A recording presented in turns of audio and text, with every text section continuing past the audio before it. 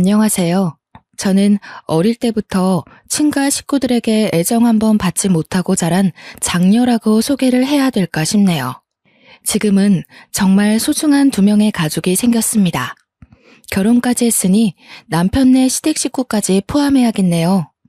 현재는 하염없이 행복한 날들만 이어지고 있는 중인데 사실 제가 처음부터 꽃길을 걸었던 사람은 아니거든요.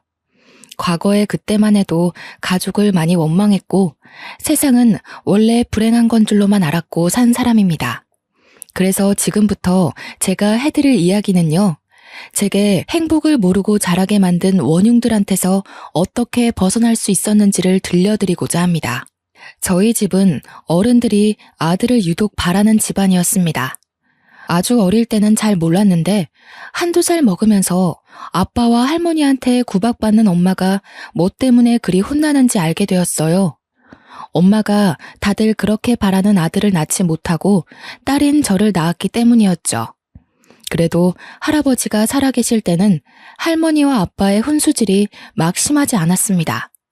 할아버지가 세상을 뜨고 나서부터 할머니의 윽박은 기다렸다는 듯이 심해졌고 엄마를 포함해 저까지 미움을 받았어요. 제가 완전 아기였을 때는 당연히 기억이 안 납니다. 조금 크고 나서 생각한 건데 아마 엄마 아빠는 뱃속에서 제 성별이 드러나자마자 저를 가지고 많이 싸우지 않았을까 싶어요. 이유는 당연하잖아요. 내가 딸이기 때문이었죠. 오직 그 이유 하나가 하루하루 집안이 풍비박산 되어가는 유일한 근거였습니다. 제가 보기엔 할머니도 할머니지만 엄마의 배우자인 아빠가 참 너무했다고 봤는데요. 당시에 아빠가 더 미웠던 건 할머니는 같이 사는 게 아니라서 많이 안 만나기도 했고 아빠가 엄마에게 아들 못 낳는 귀신이라며 막대하는 걸 매일 봤기 때문이에요. 엄마에게만 향하던 아빠의 불같은 화살이 제게 튀기까지 그리 길게 걸리지 않았는데요. 제 기억으로 아빠가 저를 안아준 적은 단 한 번도 없었습니다. 아빠는 항상 저한테 들어가는 모든 돈을 아까워했고 오히려 엄마한테 주던 생활비를 끊기까지 했어요. 때문에 엄마는 따로 알바를 하면서 제 초등학교를 보낸 걸로 알고 있습니다. 저는 초등학교 때부터 집안 돌아가는 분위기를 눈치챘어요. 개학을 앞두고 마지막 일기를 쓰고 있을 때 아빠가 술 먹고 들어와서 엄마에게 호통치는 걸 들었거든요. 야, 이 옆했네야. 집에서 식충이처럼 밥 축낼 시간에 아들 낳게 해달라고 기도라도 하란 말이야. 고작 딸 하나 낳고서 밥이 목구멍으로 넘어가냐? 넘어가냐고. 몇 번을 말해. 그게 내가 원하는 대로 되냐고. 나만 문제 있어? 아들씨 못 부리는 당신도 잘못 있는 거 아니야? 하늘이 정해주는 걸 나더러 뭘 더 어쩌라고. 이 썩을 년이 건방지게 어디서 큰 소리야? 그러니까 네 말은 지금 내 탓이라는 거냐? 내 씨가 뭐가 어쩌고 저째? 이 돼지 같은 년이. 아빠는 거의 매일 술을 마시고 들어와서 엄마한테 시비를 걸었습니다. 손찌검도 빠지지 않았고요. 방문을 닫고 있는 제 방에 고스란히 그 다툼이 들릴 정도로 컸어요. 엄마는 스트레스를 주로 먹는 걸로 해결했는데요. 그렇다고 살이 찌거나 덩치가 큰 게 아니었거든요. 아빠가 술 취해 쓰러져서 모르겠지만 엄마는 먹었던 음식을 새벽에 모두 토해내고 말아요. 제가 한번 싹 자지도 않고 가서 등 두들겨주면 엄마가 괜찮다고 얼른 들어가서 자라고 해서 잘 알고 있어요. 아빠는 잘 알지도 못하면서 맨날 엄마가 밥 먹고 있는 걸로 큰 소리를 많이 쳤습니다. 그때마다 제 속은 아빠를 향한 원망으로 가득 채워져 갔죠. 이 모든 불행이 단지 엄마가 아들을 못 낳아서라는 게 그 어린 나이에 저는 진짜 이해가 안 갔습니다. 엄마라고 아들을 안 낳고 싶은 게 아니잖아요. 누구보다 엄마가 가장 간절할 거란 말이에요. 아들 만들고 싶다고 뚝딱 만들어버리는 게 임신이면 세상 어느 천지 부부가 자녀 성별로 울고 웃고 하겠습니까? 제가 보기엔 스트레스 때문에 애가 더 안 생기는 것 같았어요. 할머니 아빠가 하도 자기 가문 씨 말릴 셈이냐고 협박했고 그 때문에 엄마는 아빠와 원치 않는 관계를 이으며 노력 많이 했습니다. 손 놓고 있었던 게 아니라고요. 그런데도 생기지 않는데 어떡합니까? 당시 제일 괴로웠던 건 분명 엄마였는데 그럼에도 얼른 아들을 임신하길 원하셨어요. 한 번은 엄마도 임신이 되지 않는 게 걱정되어 저를 데리고 산부인과를 간 적이 있었습니다. 병원에서 엄마한테 너무 스트레스가 과도해서 몸이 아기 집을 만들 만한 건강을 못 갖췄다고 하는 거 있죠. 그래도 어쩝니까? 그 집을 나오지 않는 이상 스트레스와 함께 살아야 하는데 엄마는 스트레스 때문에 임신이 잘 안 된다는 걸 아빠 할머니한테 숨겼습니다. 알려봤자 그 사람들이 바뀔 것 같지도 않으니 그냥 이렇게 살다가 끝까지 아들 못 만들면 그대로 살겠다고 단념을 했어요. 그렇게 그 사실을 저만 알고 있는 상태에서 제가 중학생이 되었는데요. 그때까지도 엄마는 아빠와 할머니한테 한결같이 아들 소리로 괴롭힘을 당하며 지내왔습니다. 제가 학교를 다니다 보니 자리를 비워야 해서 엄마를 지켜주는데도 한계가 있더라고요. 아주 어릴 땐 아빠가 무서워서 엄마를 도우지 못했지만 중학생이 되었을 땐 저도 제 나름대로 신념과 생각이 있어서 아빠한테 대들 용기가 생기는 겁니다. 한날 하교하고 돌아왔는데 아빠가 또 엄마를 괴롭히고 있더라고요. 바로 엄마를 제 뒤로 숨기며 겁없이 아빠를 맞섰죠. 엄마가 아들을 못 낳는 게 아니라 아빠가 못 낳게 만들고 있다는 생각은 안 해? 아빠가 맨날 술 먹고 엄마 쥐잡듯이 잡는데 어떻게 애가 생기겠어? 이런 식이면 아빠 때문에 있던 애도 유산될 지경이야. 상미야, 하지 마. 방에 들어가. 엄마 아빠가 알아서 할게. 너 쓸데없는 소리 하면 혼나? 얼른 손 씻고 저녁 먹을 준비해. 나봐. 아빠도 알아야지. 모르니까 자꾸 엄마한테 함부로 하잖아. 아빤 모르지? 엄마 재작년에 병원 갔었어. 병원에서 뭐라는지 알아? 엄마가 스트레스 과다 상태라서 아기 집이 버틸 만한 몸이 못 된대. 다 아빠 할머니 때문이잖아. 스트레스 좋아하시네. 남들은 순풍순풍 잘 만났는 거 네 엄마는 뭐가 그렇게 어렵다니? 아니 근데 이게 어린 것이 어디 아빠한테 바락바락 소리 지르고 난리야? 저는 그날 아빠한테 처음으로 맞을 뻔했어요. 엄마가 서둘러 아빠를 막지 않았다면 지금보다 더 씻을 수 없는 상처가 남았겠죠. 엄마가 저보고 방에 가라고 소리쳐서 저는 그 자리를 피할 수 있었습니다. 원래 아빠가 저한테 욕은 해도 손찌검은 안 했는데 솔직히 저도 그날 아빠 손이 올라오는 걸 보고 좀 많이 놀랐어요. 그리고 동시에 실망도 컸습니다. 그래도 아빠라고 생각해서 제가 노력하면 언젠가 아빠를 변화시킬 수 있지 않을까 하면서 한 번씩 관계 회복을 위해 애쓰기도 했거든요. 그날 후로 저는 아빠에게 딸로서의 마음을 다 접어버렸습니다. 부모 자식 간의 마지막 애정을 완전 놓아버리니 아빠를 향한 제 마음에 남은 건 분노와 원망밖에 없더군요. 저는 사춘기의 히스테리를 아마 아빠한테 제일 많이 부렸던 것 같아요. 엄마를 괴롭힌다 싶으면 자다가도 뛰어가 아빠한테 대들었으니까요. 그래도 아빠는 제가 악바리 근성으로 막아대니 엄마한테 손찌검하는 걸 줄이긴 하더라고요.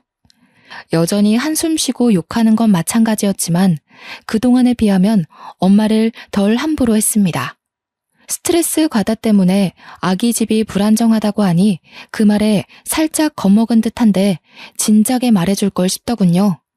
엄마도 참 제 엄마지만 당시에는 어린 마음에 엄마가 너무 바보 같다고 생각했습니다. 대체 왜 아빠 할머니한테 휘둘리는지 모르겠는 거예요. 제가 이렇게 살지 말고 아빠 할머니 버리고 도망가자고 했는데도 엄마는 저를 타이르기만 했어요. 아들만 낳으면 아빠도 안 그럴 거야. 너 처음 가졌을 때 아빠가 얼마나 좋아했는지 알아? 내가 아들인 줄 알아서 그랬다면서. 할머니가 딸이 확실하다는 태몽을 꿨다면 나 엄마 지금처럼 똑같이 찬밥 신세였을 거야. 엄마는 아빠와 할머니의 본색이 어떤지 알면서도 제게는 그 사실을 자꾸 미화시켰습니다. 그러면서 하는 말이 엄마 아픔을 위로해주는 건 너무 기특하고 고마운데 식구를 너무 원망하지 말라고 하네요. 사춘기가 오기 전에 저는 제가 행동거지를 잘못하면 괜히 엄마가 욕먹을까봐 일부러 더 아빠 할머니한테 예의를 갖추고 살았거든요. 근데 할머니 아빠한테는 제가 잘하고 못하고가 중요한 게 아니더라고요. 그때부터 저는 느꼈어요. 이 사람들은 충분히 원망의 대상이 되어도 되는 사람들이라고. 제게는 이미 마음속에서 정리되기 시작한 사람들이었습니다.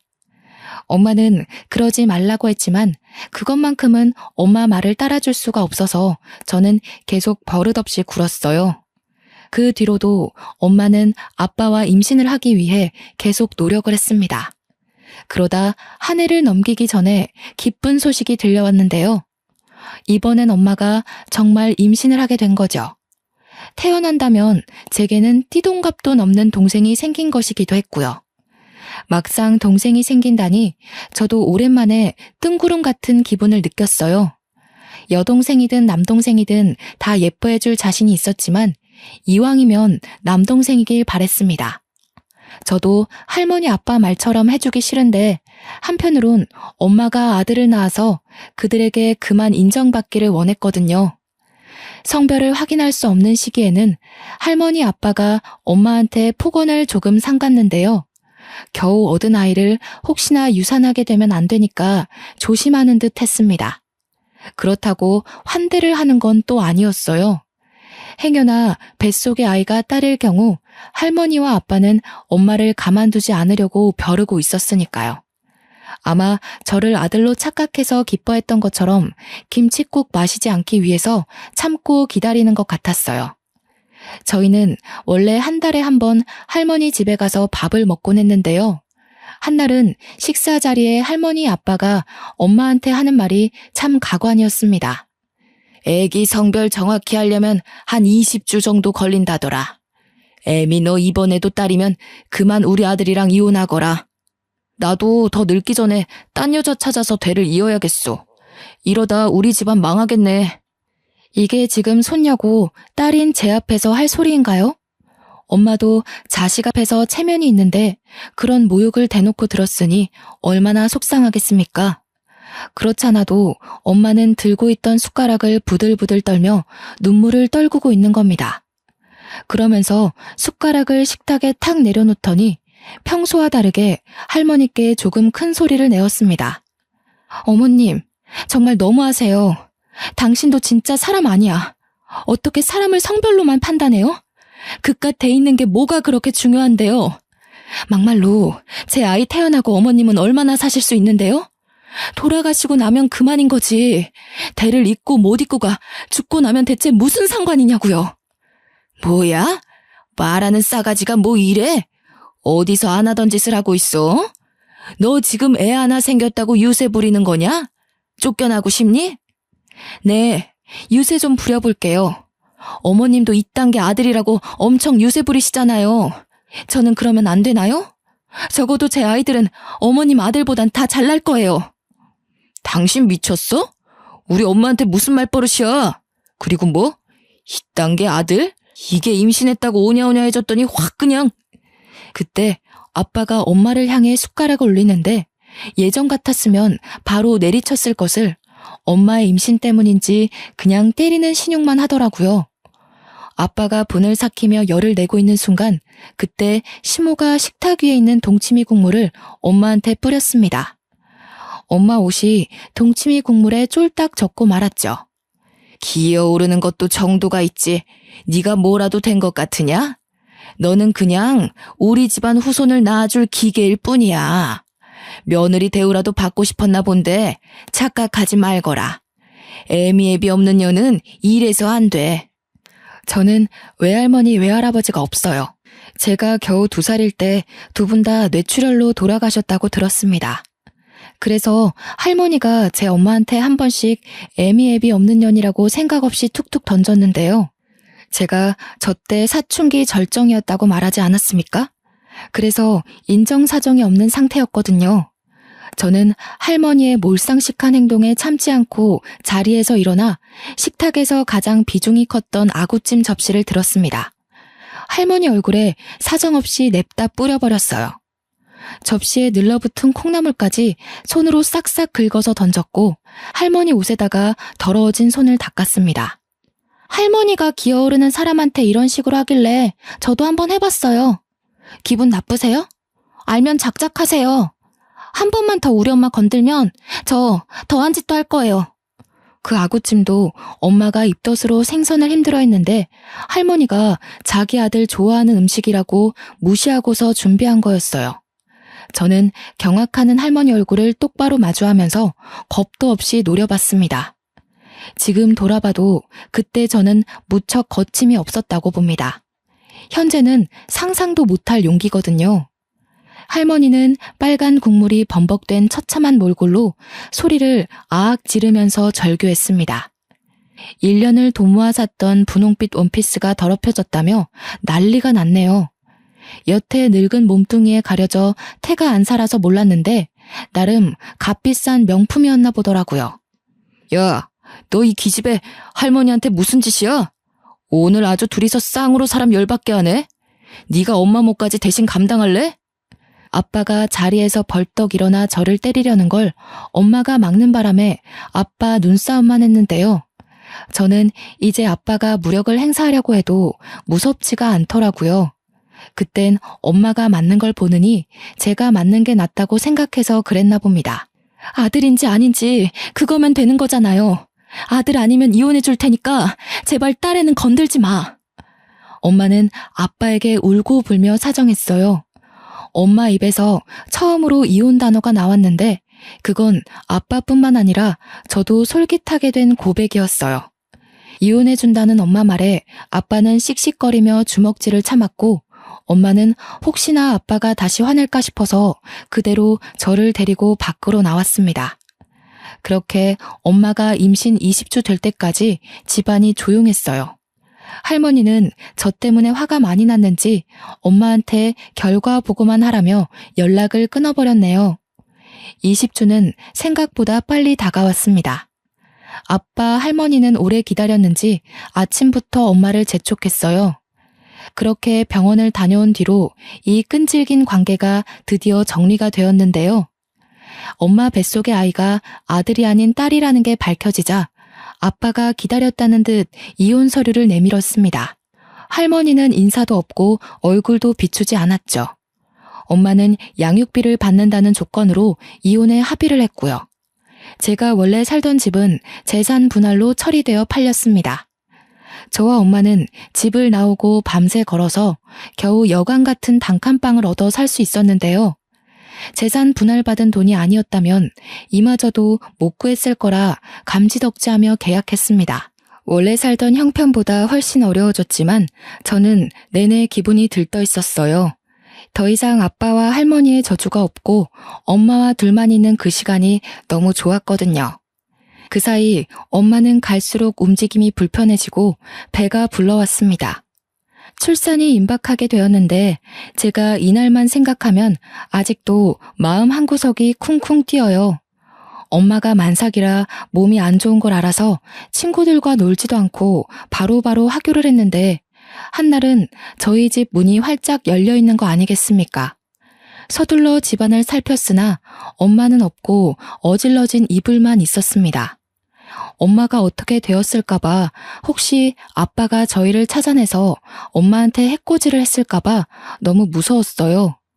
가방도 못 벗고 엄마를 찾아 나서려고 신발을 다시 신는데 집주인이 저희 집에 들어오더라고요. 저는 바로 주인 아줌마를 붙잡고 엄마를 봤냐고 여쭤봤죠. 그럼 너희 엄마야 받고 말고. 지금 내가 데리고 있어. 엄마가 너 지금쯤 하교할 시간이라고 봐달라고 하더라. 이리 와라. 네 동생 태어났다. 너무 예쁘더라.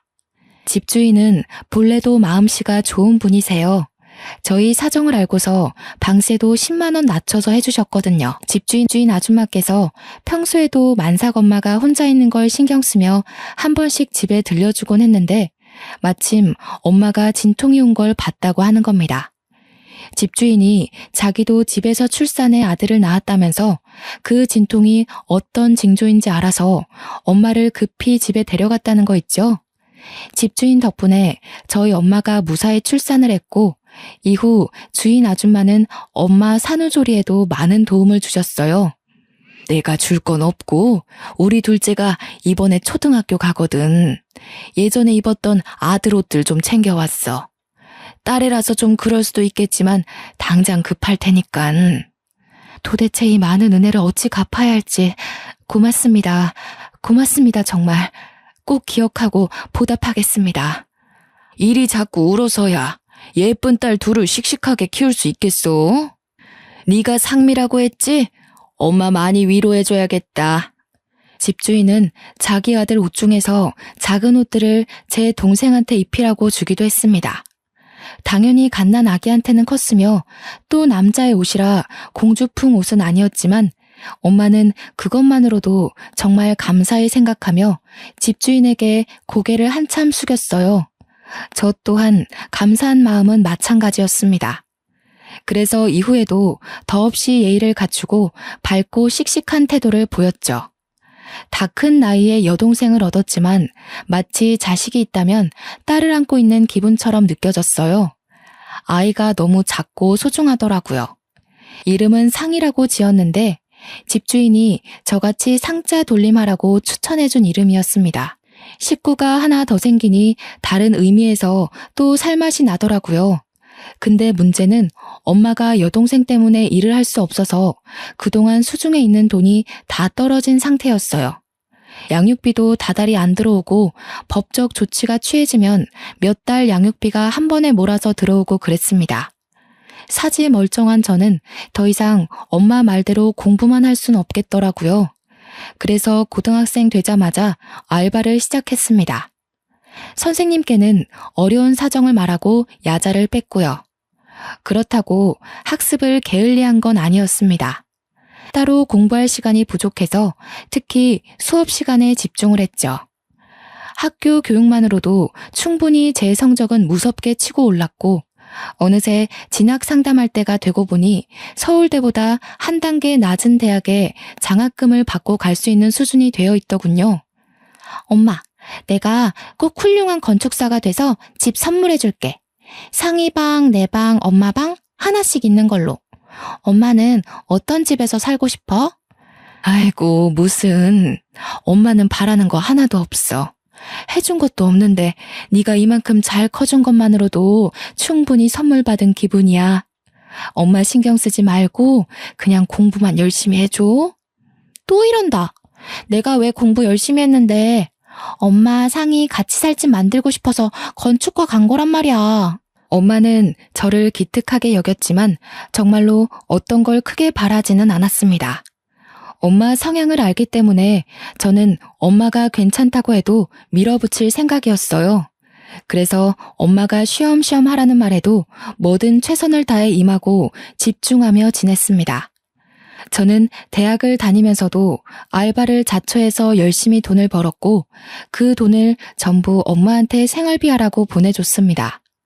덕분에 엄마는 그 돈으로 상이를 어린이집까지 보내면서 키울 수 있었어요. 참 청춘이었네요. 저도 제가 이렇게 목표만 보고 무섭게 달릴 수 있는 사람인지 몰랐거든요. 졸업할 무렵 저는 한 건축회사에 인턴 시험 합격했고요. 4학년 마지막 학기에 바로 인턴 일을 시작했습니다. 저는 인턴 때부터 유능한 신입으로 인턴들 사이에서 입소문을 타게 되었는데요.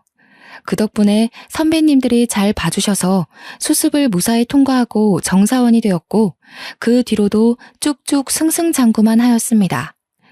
직장인으로 생활한 지 한 5년 차 되었을 때였던 것 같은데요. 저희 식구는 제법 이사 갈 수 있는 돈을 모아서 그 단칸방에서 벗어날 수 있었습니다.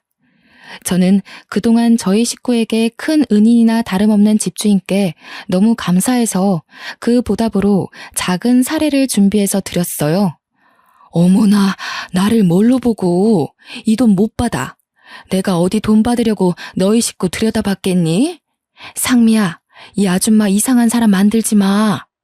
저 없을 때 엄마한테 요리도 가져다 주시고 같이 데리고 외식도 해주셨다고 들었어요. 우리 상이도 아줌마 늦둥이 아들이 많이 챙기고 놀아준 거 알아요. 꼭 보답하고 싶어요.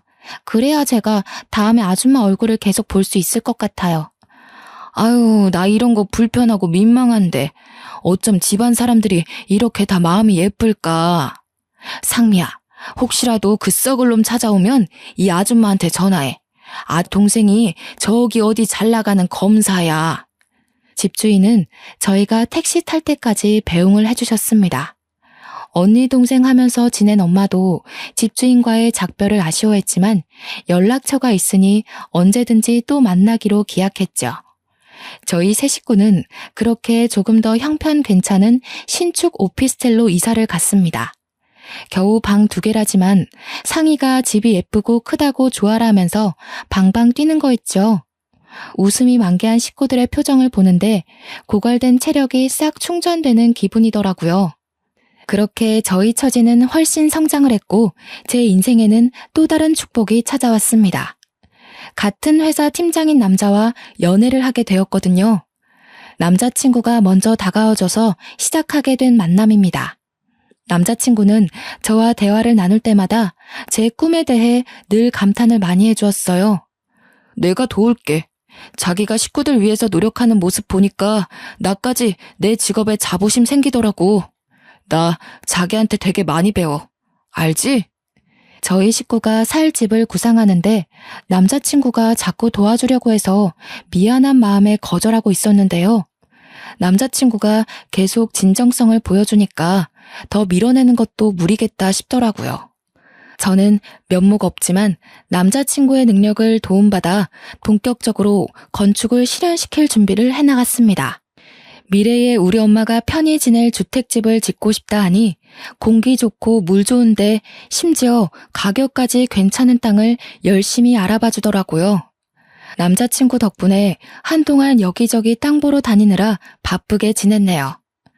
일하다가 알게 된 건데 남자친구가 건축 계통에서 꽤 이름 날리는 유능한 팀장이더라고요.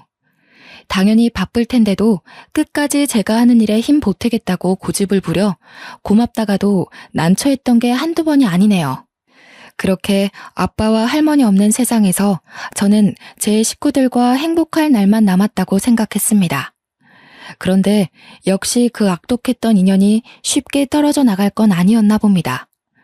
남자친구와 함께 땅을 보고 퇴근 후 같이 우리 집에 가게 되었는데 집 앞에 갔더니 학교 마치고 하교한 상희가 누구와 같이 서 있는 겁니다. 당시 여동생 나이는 15살이었습니다. 누군가 싶어서 상희를 따로 부르지 않고 남자친구와 함께 다가갔는데요. 아무리 봐도 우리 손녀 똑 닮았는데 이름이 상희라고 했니? 언니가 정말 상미 아니야? 익숙한 목소리를 듣자마자 저는 순간 걸음을 멈췄습니다. 한동안 묻어두고 지냈던 할머니였기 때문이죠.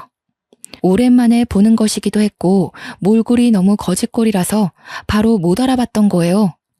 깜짝 놀란 저는 뒤늦게 정신 차리고 쫓아가서 여동생을 분리시켰습니다. 뭐야 당신? 여기가 어디라고 찾아와요? 무슨 낯짝으로 우리 식구를 찾아오냐고요. 당신이 그럴 자격이나 되는 사람이에요? 어머나 상미야. 우리 손녀가 벌써 이만큼이나 컸어? 참 예쁘게도 컸네. 저 아이가 혹시 내 둘째 손녀니? 맞는 것 같은데 자꾸 언니 되는 사람이 상미가 아니라고 해서. 제가 모르는 사람한테 뭐든 비밀로 하라고 했거든요. 손녀 같은 소리 하지 마세요. 여기 당신 손녀가 어딨는데요? 얼굴 보기 껄끄러우니까 당장 꺼져요.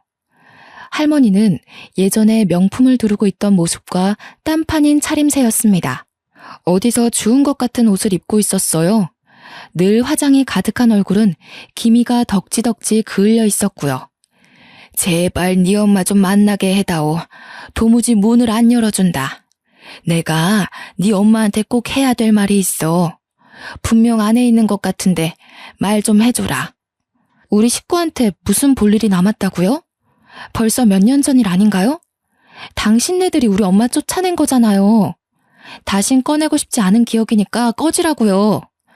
아이고 상미야, 이 할미가 잘못했다. 내가 이렇게 사정할게. 네 아빠가 재혼에 실패하고부턴 정신 못 차리고 사고만 치고 다니잖니.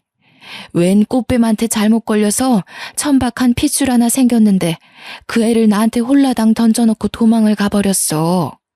듣자 하니 아빠가 술집 가서 알게 된 여자랑 사고를 쳤는데 애가 덜컥 생겼다고 하네요.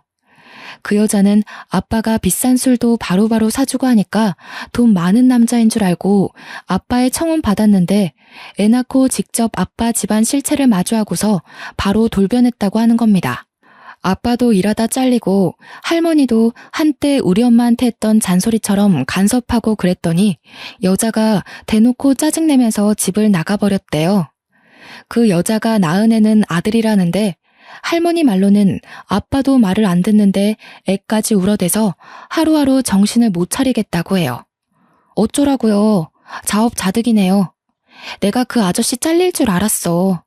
할머니가 그리 오냐오냐 키우니까 대책 없이 사고만 치는 거 아니겠어요? 할머니가 뿌린 씨, 할머니가 거두는 꼴인데 뭐가 어때서요?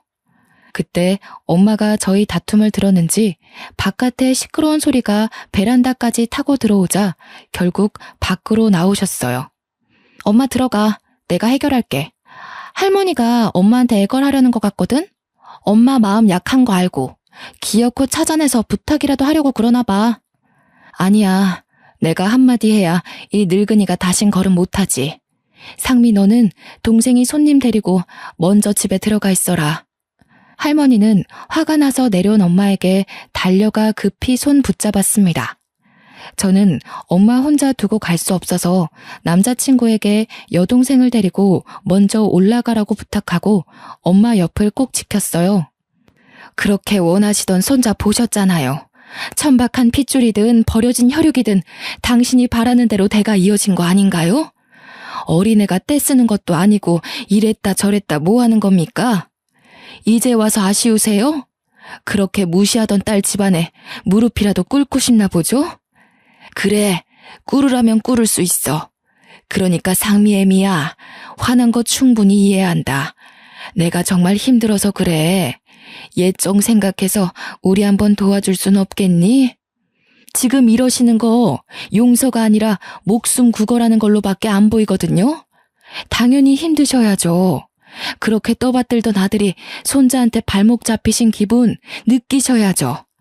말년에라도 그 융통성 없는 신념이 무너질 수 있어서 참 다행이네요.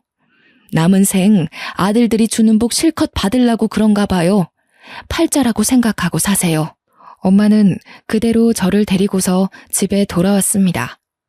할머니가 뒤따라 쫓아와서 몇 번을 문을 두들겼지만 엄마는 경찰 부르기 전에 꺼지란 소리만 하며 문을 열어주지 않았어요. 그리곤 나중에 기척이 없자 그대로 소금을 들고 나가서 집 주위에 뿌리더군요. 새집 기운 망친다면서 정말 꼼꼼히도 뿌렸습니다. 제 남자친구도 저희 집 사정을 얼추 다 알고 있어서 엄마와 저를 한참 위로해줬어요. 그 뒤로 할머니는 더 이상 모습을 드러내지 않았는데요. 주변을 경계하며 지내던 사이 어느새 남자친구와 결혼을 약속한 사이가 되었습니다. 제 오랜 꿈이었던 우리 식구가 지낼 만한 전원주택 있잖아요. 예비 남편이 혹시라도 제가 사기당할까봐 손수 토지 계약 다 알아봐주고 저렴하고 괜찮은 집터로 구해줘서 야무지게 준비할 수 있었어요. 예비 남편이 추천해준 근교의 땅도 대출을 조금 받아서 매매를 했고요. 그렇게 계곡이 근처에 있는 땅에서 전원주택 공사가 들어갔습니다. 제가 몇 년을 노력해 만든 설계 도면을 가지고 남편이 추천해준 건축사와 함께 저렴한 견적으로 짓고 있어요. 아, 그리고 예비 남편과 결혼식 날짜 정하기 전에 상견례 약속부터 잡았는데요. 제가 그날 정말 깜짝 놀랐잖아요. 서로 일이 바빠서 시부모님을 상견례 때 처음 뵈었거든요. 그런데 시모가 다름 아닌 제가 아는 분이지 뭡니까? 옛날에 저희 엄마 저를 도와준 그때 그 집주인 아줌마인 거 아니겠어요? 왜 있잖아요. 제가 돈을 준다고 해도 손살에 치셨던 마음 좋은 아줌마요. 어머나, 이게 누구야? 석희 동생이 성미 아니니? 세상에나, 이게 다 무슨 인연이야? 저 다 큰 아가씨가 그때 그 아기 성이야? 예, 언니, 저 애가 성이에요. 언니 덕분에 무사히 낳았던 그 아이요. 도대체 어떻게 이런 우연이 있단 말이에요. 심장이 다 벌렁거리네. 자기, 우리 부모님이랑 아는 사이였어? 어떻게 아는 사이일 수가 있지? 나 지금 정신 없어서 이해가 하나도 안 되네. 나도 진짜 놀랬어. 내가 지난번에 말해준 적 있는데 기억할지 모르겠다. 옛날에 단칸방에서 되게 좋은 집주인 만났었다고 우리 식구한테 은인 같은 분이라고 했었잖아. 예비 남편은 제 말을 당연히 기억하고 있더라고요. 그래서 뒤늦게 놀랐습니다. 남편도 제 얘기를 들을 당시엔 그 집주인분을 엄청 칭찬했거든요.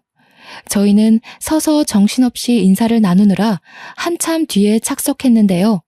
시모 옆에는 상위 또래로 보이는 남자애 하나가 있었는데 그 아이가 누군지 바로 감이 오더라고요. 네, 바로 집주인 집에 있던 늦둥이 둘째 아들이었어요. 우리 상이 어린이집 다닐 때 그 옆에 초등학교를 다니면서 항상 상이를 친동생처럼 손잡고 등하교하던 아이였죠. 그땐 저보다 한참 작았는데 상견례 때는 이미 저보다 키가 훌쩍 커 있는 거 아닙니까? 문득 세월이 확 느껴지더라고요. 그렇다면 저 아이가 예비 남편 남동생이라는 건데 생각을 곱씹을수록 정말 놀라운 인연이지 않습니까? 서로 감격에 겨워서 근황 얘기에만 빠져 있다가 엄마가 뒤늦게 결혼 이야기를 꺼내며 걱정되는 마음을 표현했는데요. 아이고 언니, 이렇게 사돈까지 맺을 줄 몰랐는데 우리 가족이 한없이 부족해서 어떡해요. 이렇게 되면 저희가 너무 받기만 하는 꼴이 돼버리는데. 에헤이, 상미 듣기에 서운할 소리 한다. 상미 같은 며느리 얻을 수 있는 게 어디 쉬운 줄 알아? 그리고 부족한 애 만에 그런 소리 하지 말랬더니 아직도 그러네. 세상에서 너 같은 엄마들이 제일 대단하고 보물인 거야. 자식을 둘이나 혼자 키웠는데 그보다 더 가진 것 많은 집안이 어딨다고. 무슨요. 내가 면목이 없어서 그러죠. 아직 언니한테 갚지 못한 빚도 많은데 사돈집이 서로의 얼굴이 되기도 하잖아요. 우리 상미야 참 잘 커주고 자랑스럽지만 이쪽 사돈 자리가 영 시원찮아서 걱정이네요. 제가 돈이 없고. 그런 거 다 필요 없고 나한텐 인성이 최고 중요해. 상민애가 집 빼고 나서 이상한 젊은 애들이 미술 공부 준비하는 아지트로 쓰고 싶다길래 방을 싸게 해줬더니 글쎄 엉망으로 만들고 말도 없이 도망갔지 뭐야. 역시 돈이고 명예고 아무짝에 쓸모없더라.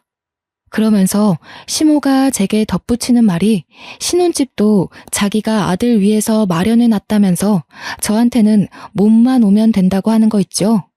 예비 남편 성격이 참 착하고 항상 상대방을 배려하는 모습이 보기 좋았는데 알고 보니 그 성격이 모조리 시모한테서 물려받은 거였죠. 시모는 며느리가 누굴까 걱정 반 기대 반이었대요. 요즘 젊은 사람들 엉뚱한 데서 속 많이 썩힌다면서 혹시라도 이상한 며느리 들어와서 귀중한 첫째 아들 인생 망칠까봐 신경을 많이 쓰고 있었다는 겁니다. 그런데 저를 보니 긴장했던 마음이 싹 가라앉았다네요. 그러면서 상견례 마무리될 때쯤 시모가 제 손을 꼭 잡아주면서 아가 하는데 하필 옛날 생각이 새록새록 겹치면서 울컥 눈물이 새더라고요. 시모는 그런 저를 한없이 예쁘게 봐주면서 어렸을 때 기특하게 봤던 제가 며느리로 들어와서 너무 좋다고 앞으로 많이 아껴주고 잘할 테니까 아들 잘 부탁한다고 하시는 거 있죠. 그렇게 양가 부모님들이 축복하는 아래에서 저는 남편과 소규모로 예쁜 결혼식을 올렸습니다. 저는 정말 시집살이 같은 거 일절 모르고 행복한 결혼 생활을 이어갔어요. 당연히 현재도 그 행복이 진행 중이고요. 그리고 전원주택이 얼마 전에 완공되었거든요. 남편과 제가 직장일을 병행하면서 우리 엄마 이사 준비까지 돕고 있는데 하루하루가 여러모로 알차고 바쁜 와중에 이 사연을 쓰고 있답니다. 엄마는 이사하는 내내 마주할 때마다 웃음꽃이 펴 있었어요. 특히나 마당에 조그마한 텃밭과 연못이 그렇게 마음에 드나 봐요. 아직 내부에 정리할 게 한참인데 갈 때마다 손수 키운 농작물이 금붕어 샀다면서 자랑하시더라고요. 얼마나 귀여운지 모릅니다. 남편도 자기 장모님의 웃음이 좋은지 귀찮을 법도 한데 엄마가 하는 모든 말에 대응을 잘해주는 거 있죠. 저는 한 번씩 과거에 엄마가 매일 밤 울던 때가 생각이 나서 순간 감정이 울컥할 때도 있어요. 그대로 지금 이렇게 행복하신 걸 보니까 저도 더 이상 엄마 걱정은 덜어볼까 싶네요. 엄마는 요즘에도 저 덕분에 인생 폈다고 항상 저더러 고맙다고 말하는 게 습관인데요.